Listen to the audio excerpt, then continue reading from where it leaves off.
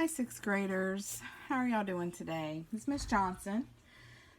So I was thinking about all the things that y'all have to learn at sixth grade, and I was thinking about how a lot of the things that you're going to learn, you kind of already learned already, but we're going to like clarify it and make your understanding even better. And so today's lesson is like that.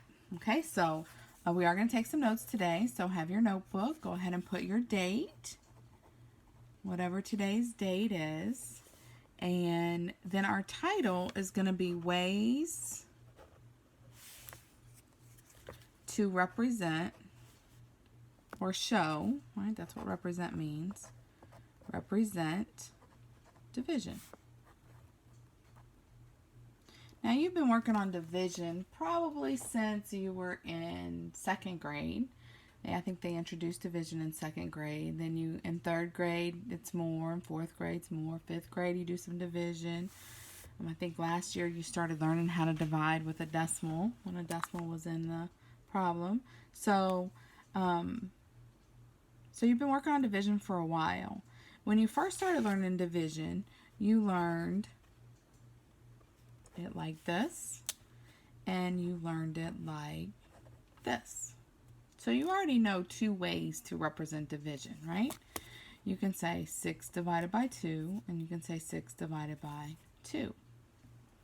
Well, I think in 4th or 5th grade, you were introduced to division. I'm not sure which grade level it comes in at, but you were introduced to division, the division representation that we're going to talk about today, but you weren't introduced to it necessarily as division. So let me show you. So when you look at this right here, what is that? Yeah, it's an improper fraction, right? And you've learned that when you have that improper fraction, that to make it proper, you have to divide. You put the numerator inside the box and then the denominator outside the box, and you get 3. So all of these, right, are equal to 3.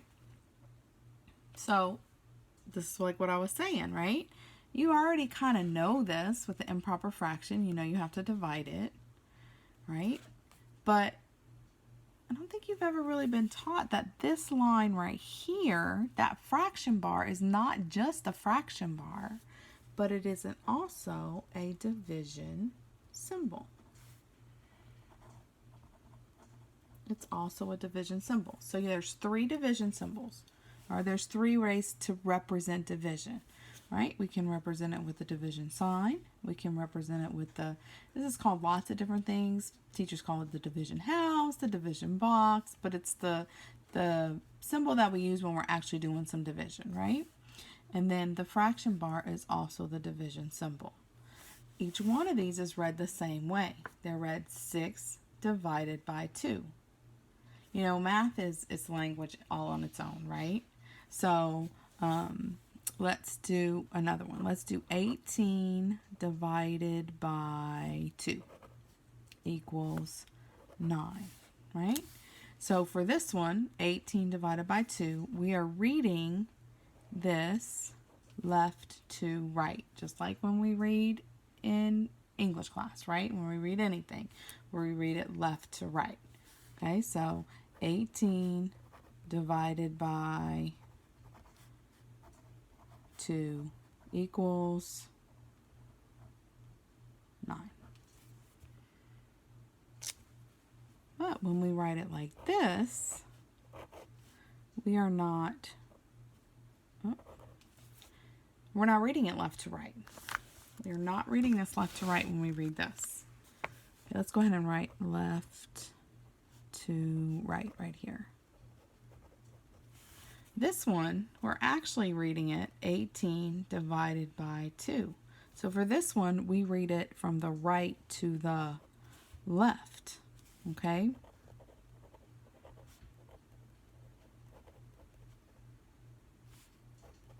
Sorry about that. Right to left.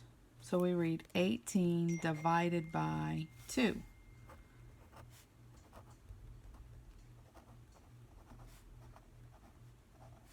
And then, of course, I'll write my little 9 real little right there, equals 9.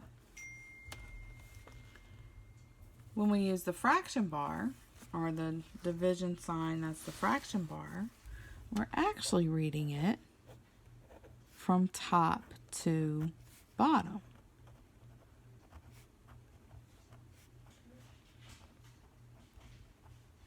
Okay, so we're reading 18 divided by 2 from the top to the bottom. Oh, I didn't put my equal sign. Equals 9, like that.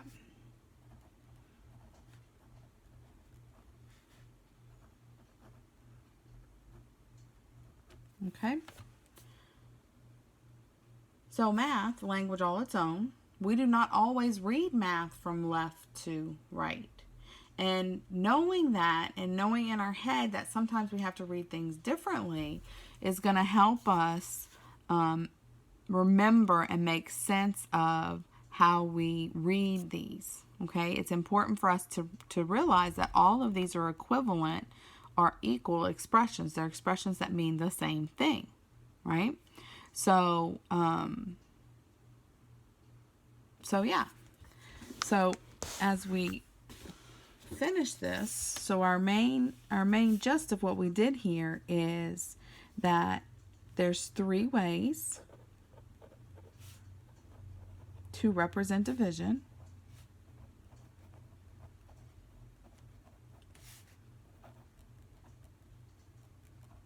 Okay, we're going to do that with the division sign, with the division house or box, whatever your teacher likes you to say, and then with the fraction bar.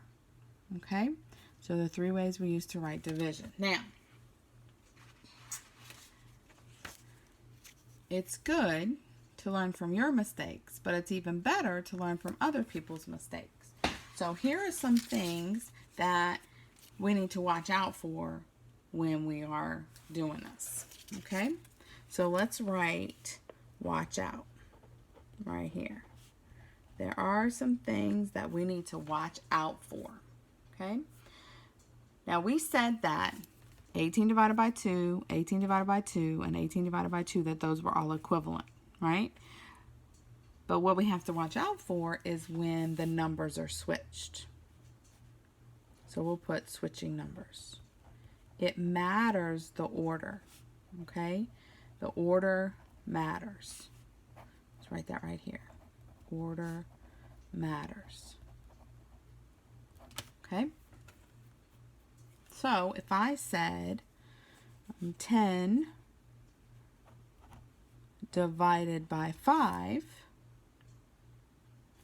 that is equal to 10 divided by 5, and that's equal to 10 divided by 5, right? But 10 divided by 5 does not equal this. See how the numbers are switched? You can't switch the numbers, right? And it also, 10 divided by 5 is also not equal to, okay, you can't switch the numbers, all right?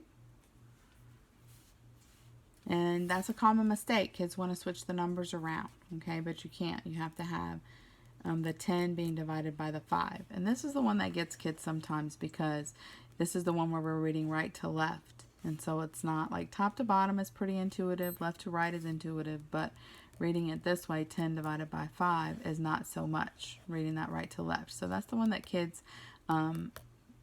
get confused with more often. Okay, so watch out for that error. All right? All right, now you're going to do some practice on this. Okay, and then after you do that practice, you're going to do your lesson reflection.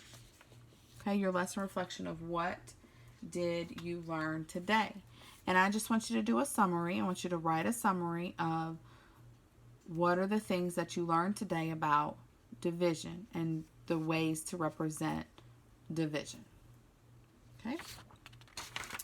All right, good luck on your practice.